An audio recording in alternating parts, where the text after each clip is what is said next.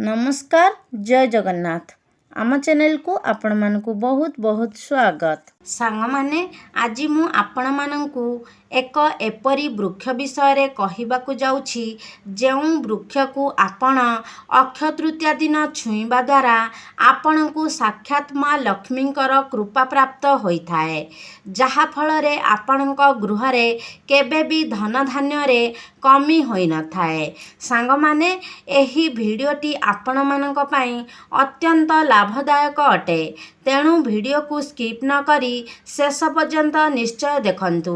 तेबे सांग माने एपरी तीनोटी वृक्ष रहिछि जेउ वृक्ष को आपण जदि अक्षय तृतीया दिन छुई दियंती तेबे आपणकर समस्त मनस्कामना पूर्ण होइथाए।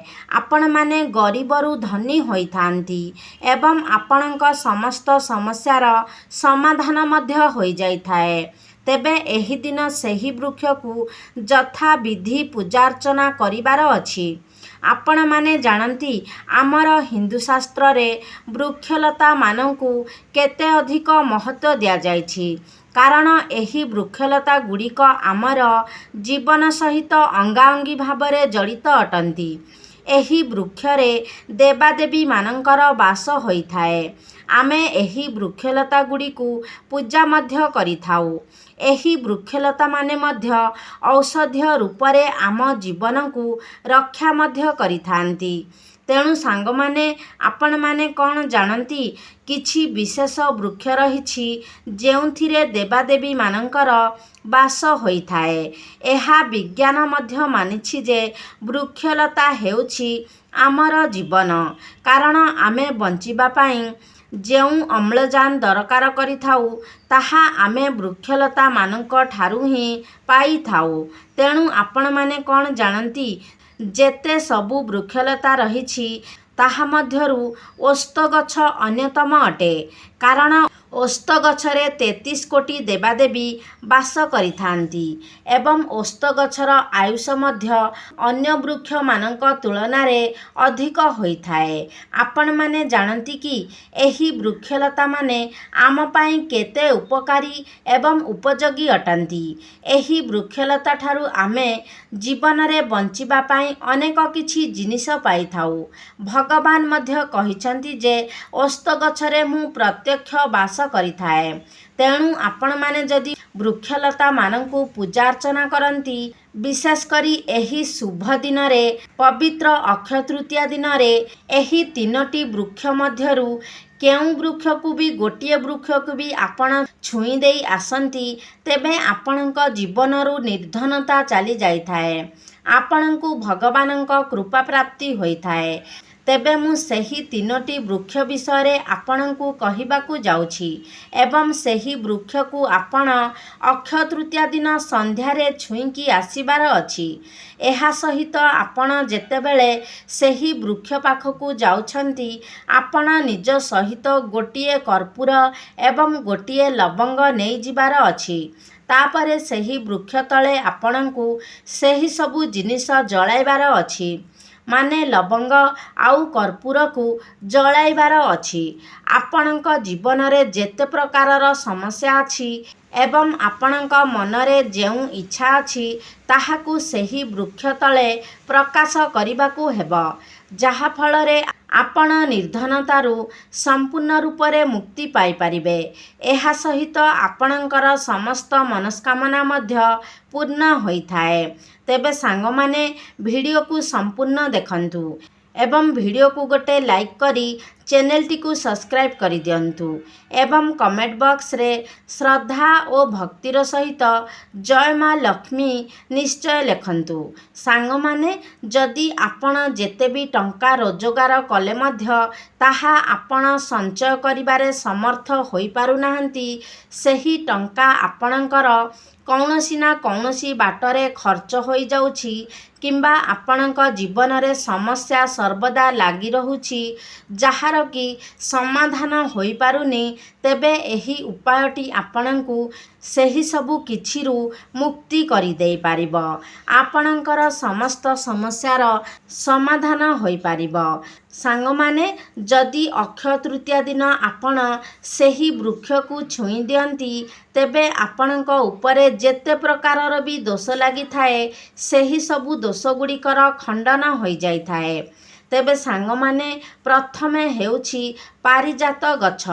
ଆପଣମାନେ କ'ଣ ଜାଣନ୍ତି ଯେ ଏହି ପାରିଜାତ ଗଛ ସମୁଦ୍ର ମନ୍ଥନ ସମୟରେ ଉତ୍ପନ୍ନ ହୋଇଥିଲା ଏବଂ ଏହି ଗଛଟିକୁ ଦେବରାଜଙ୍କର ନନ୍ଦନବନରେ ସ୍ଥାପିତ କରାଯାଇଥିଲା ଏବଂ ମାନବ ଜାତିର କଲ୍ୟାଣ ଉଦ୍ଦେଶ୍ୟରେ ଭଗବାନ ଶ୍ରୀକୃଷ୍ଣ ଏହି ଗଛଟିକୁ ପୃଥିବୀକୁ ଆଣିଥିଲେ, ଆମର ଧରାଧାମକୁ ଆଣିଥିଲେ।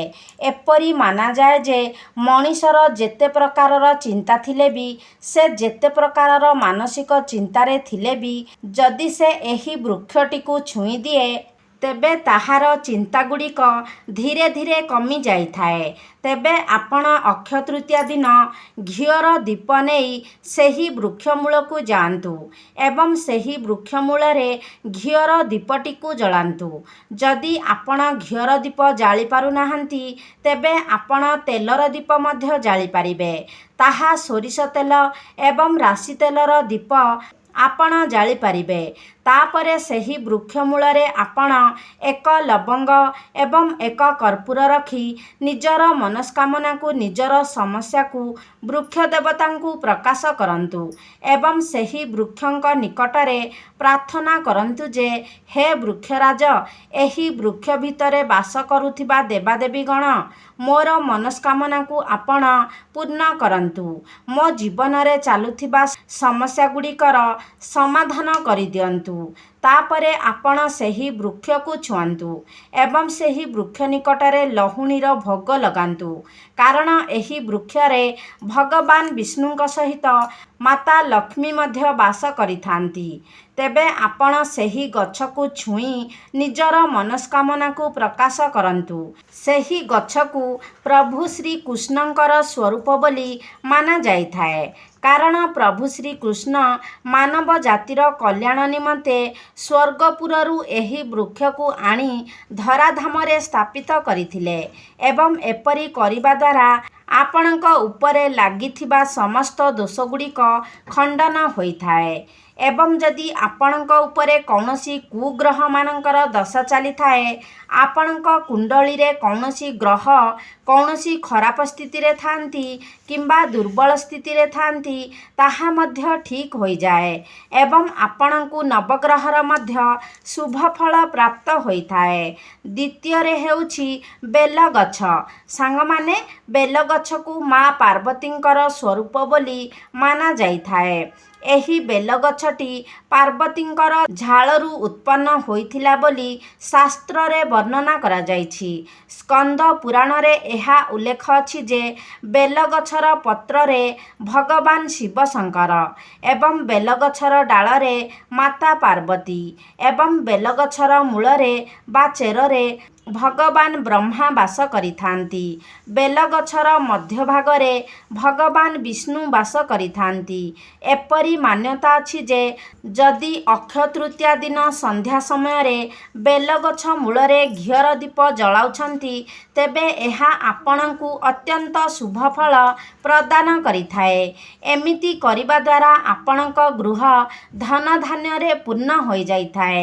ଆପଣଙ୍କର ଯେତେ ସବୁ ଆର୍ଥିକ ସମସ୍ୟା ରହିଥାଏ, ସେହିଗୁଡ଼ିକର ସମାଧାନ ହୋଇଯାଇଥାଏ ଏବଂ ବିଶେଷ କରି ଆପଣଙ୍କୁ ଭଗବାନ ଶିବ ଶଙ୍କରଙ୍କର ବିଶେଷ କୃପା ପ୍ରାପ୍ତ ହୋଇଥାଏ।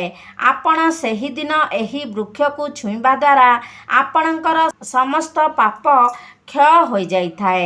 ତେବେ ସେହିଦିନ ମଧ୍ୟ ଆପଣଙ୍କୁ ବେଲଗଛ ମୂଳରେ ସନ୍ଧ୍ୟା ସମୟରେ ଏକ ଘିଅର ଦୀପ ପ୍ରଜ୍ୱଳନ କରିବାର ଅଛି ଏବଂ ତା ମୂଳରେ ଲହୁଣୀ ଭୋଗ ମଧ୍ୟ ଲଗାଇବାର ଅଛି ଏବଂ ଭଗବାନଙ୍କୁ ଏହା ପ୍ରାର୍ଥନା କରିବାର ଅଛି ଯେ ଆପଣଙ୍କ ଜୀବନରେ ଚାଲୁଥିବା ସମସ୍ତ ସମସ୍ୟାଗୁଡ଼ିକର ସମାଧାନ ହୋଇଯାଉ। ଏବଂ ଆପଣଙ୍କର କୌଣସି ମନସ୍କାମନା ରହିଛି ତେବେ ସେହି ମନସ୍କାମନାଟି ମଧ୍ୟ ପୂର୍ଣ୍ଣ ହୋଇଯାଉ। ତେବେ ଆପଣଙ୍କୁ ସେହି ବୃକ୍ଷକୁ ଛୁଇଁ ଆପଣଙ୍କ ନିଜ ମନରେ ଚାଲିଥିବା ସମସ୍ତ କଥାକୁ ପ୍ରକାଶ କରିବାର ଅଛି। ଆପଣଙ୍କର ଯେଉଁ ମନସ୍କାମନା ରହିଛି ଏବଂ ଆପଣଙ୍କ ଜୀବନରେ ଯେକୌଣସି ପ୍ରକାରର ସମସ୍ୟା ରହିଛି ସେସବୁ ଆପଣଙ୍କୁ ସେହି ଗଛକୁ ଛୁଇଁ ଗଛର ନିକଟରେ ପ୍ରକାଶ କରନ୍ତୁ। ତାପରେ ଆପଣ ସେହି ଗଛ ମୂଳରେ ଗୋଟାଏ କର୍ପୂର ଜଳାଇ ତା ଉପରେ ଗୋଟିଏ ଲବଙ୍ଗକୁ ପକାଇ ଦିଅନ୍ତୁ। ତାପରେ ଆପଣ ଏକ ଦୁଦୁରା ଫୁଲ ଏବଂ ଦୁଦୁରା ଫଳକୁ ବେଲଗଛ ମୂଳରେ ଅର୍ପଣ କରି ଭଗବାନଙ୍କୁ ପ୍ରାର୍ଥନା କରନ୍ତୁ ଯେ ହେ ବୃକ୍ଷରାଜ, ମୁଁ ଆପଣଙ୍କୁ ଦୁଦୁରା ଫୁଲ ଏବଂ ଦୁଦୁରା ଫଳ ଅର୍ପଣ କରୁଛି। ଆପଣ ଏହାକୁ ସ୍ୱୀକାର କରନ୍ତୁ। ଏହିପରି କରିବା ଦ୍ୱାରା ଯଦି ଆପଣଙ୍କ କୁଣ୍ଡଳୀରେ ଶନି ଏବଂ ରାହୁଙ୍କର ଏପରି କିଛି ସ୍ଥିତି ଅଛି ବା ତାଙ୍କର ଦୋଷ ଲାଗିଛି ତେବେ ଏହାର ଖଣ୍ଡନ ହୋଇଯାଇଥାଏ। ଏବଂ ଆପଣଙ୍କ ଉପରେ ଯଦି ପିତୃଦୋଷ ଲାଗିଥାଏ ତେବେ ମଧ୍ୟ ଆପଣଙ୍କ ଉପରୁ ସେହି ଦୋଷଟି କଟି ଯାଇଥାଏ। ଶାସ୍ତ୍ରରେ ବର୍ଣ୍ଣନା ଅଛି, ଯଦି ଆପଣ ଏହି ଅକ୍ଷୟ ତୃତୀୟା ଦିନ କ୍ଷୀରରେ ମିଶ୍ରି ମିଶାଇ ବେଲଗଛ ମୂଳରେ ଅର୍ପଣ କରନ୍ତି ତେବେ ଏହାକୁ ଅତ୍ୟନ୍ତ ଶୁଭ ବୋଲି ମାନାଯାଇଥାଏ ଏବଂ ଆପଣଙ୍କୁ ମା ଲକ୍ଷ୍ମୀଙ୍କର ବିଶେଷ କୃପା ପ୍ରାପ୍ତ ହୋଇଥାଏ, ଯାହାଫଳରେ କି ଆପଣଙ୍କ ଜୀବନରେ କେବେ ବି ଧନଧାନ୍ୟର ଅଭାବ ହୋଇନଥାଏ। ଆପଣ ଯଦି ଚାହିଁବେ ଏହି ଉପାୟଟିକୁ ନିମ୍ବ ଗଛ ମୂଳରେ ମଧ୍ୟ କରିପାରିବେ। ଆପଣ ମଧ୍ୟ ଜାଣନ୍ତି ନିମ୍ବ ଗଛରେ ମଧ୍ୟ ଭଗବାନଙ୍କର ବାସ ଥାଏ। ଏହି ନିମ୍ବ କାଠରେ ହିଁ ପ୍ରଭୁ ଜଗନ୍ନାଥଙ୍କର ମୂର୍ତ୍ତିକୁ ଗଢ଼ନ କରାଯାଇଥାଏ। ନିମ୍ବ ଗଛରେ ମା ଲକ୍ଷ୍ମୀଙ୍କର ବାସ ହୋଇଥାଏ ଏବଂ ସମସ୍ତ ଦୈବୀ ଶକ୍ତି ମଧ୍ୟ ନିମ୍ବ ଗଛରେ ବାସ କରିଥାନ୍ତି। ଆପଣମାନେ ଜାଣିଥିବେ ସେଥିପାଇଁ ନିମ୍ବ କାଠକୁ କେବେ ବି ଜଳାଯାଇନଥାଏ। ତେବେ ସାଙ୍ଗମାନେ, ଏହା ଥିଲା ସେହି ତିନୋଟି ବିଶେଷ ବୃକ୍ଷ ଯେଉଁ ବୃକ୍ଷକୁ ଆପଣ ଅକ୍ଷୟ ତୃତୀୟା ଦିନ ଯଥା ବିଧିରେ ପୂଜାପାଠ କରି ସେହି ବୃକ୍ଷକୁ ଛୁଇଁ ଯଦି ଆପଣ ନିଜ ଜୀବନରେ ହେଉଥିବା ସମସ୍ତ ସମସ୍ୟା ଆପଣଙ୍କର ସମ୍ପୂର୍ଣ୍ଣ ଇଚ୍ଛାକୁ ପ୍ରକାଶ କରନ୍ତି ତେବେ ଆପଣଙ୍କ ଜୀବନର ସମସ୍ତ ସମସ୍ୟାଗୁଡ଼ିକର ସମାଧାନ ହୋଇଯାଇଥାଏ ଏବଂ ଆପଣଙ୍କର ଯେଉଁ ଇଚ୍ଛା ପୂର୍ଣ୍ଣ ହୋଇପାରୁନଥିଲା ସେହି ଇଚ୍ଛା ମଧ୍ୟ ପୂର୍ଣ୍ଣ ହୋଇଥାଏ। ଆପଣଙ୍କୁ ଭଗବାନ ବିଶେଷ କରି ମା ଲକ୍ଷ୍ମୀଙ୍କର ବିଶେଷ କୃପା ପ୍ରାପ୍ତ ହୋଇଥାଏ, ଯାହାଫଳରେ ଆପଣଙ୍କ ଜୀବନରେ ଚାଲୁଥିବା ସମସ୍ତ ସମସ୍ୟାଗୁଡ଼ିକର ସମାଧାନ ହୋଇଯାଇଥାଏ ଏବଂ ଆପଣଙ୍କ ଗୃହ ସୁଖ ଶାନ୍ତି ଏବଂ ଧନଧାନ୍ୟରେ ପରିପୂର୍ଣ୍ଣ ହୋଇଯାଇଥାଏ। ତେବେ ସାଙ୍ଗମାନେ, ଆପଣ ଏହି ଉପାୟଗୁଡ଼ିକ ଅକ୍ଷୟ ତୃତୀୟା ଦିନ ନିଶ୍ଚୟ ଅବଲମ୍ବନ କରନ୍ତୁ, ଯାହାଫଳରେ କି ଆପଣଙ୍କର ଜୀବନ ସୁଖମୟ ହୋଇପାରିବ। ତେବେ ସାଙ୍ଗମାନେ, ଆଶା କରୁଛି ଆଜିର ଭିଡ଼ିଓଟି ଆପଣମାନଙ୍କୁ ନିଶ୍ଚିତ ଭାବରେ ଭଲ ଲାଗିଥିବ। ଯଦି ଭଲ ଲାଗିଛି ତାହେଲେ ଲାଇକ୍ କରନ୍ତୁ, ସେୟାର କରନ୍ତୁ। ଆମ ଚ୍ୟାନେଲକୁ ଯଦି ସବସ୍କ୍ରାଇବ୍ କରିନାହାନ୍ତି ତାହେଲେ ସବସ୍କ୍ରାଇବ୍ କରିଦିଅନ୍ତୁ। ସର୍ବେ ଭବନ୍ତୁ ସୁଖିନଃ। ଧନ୍ୟବାଦ।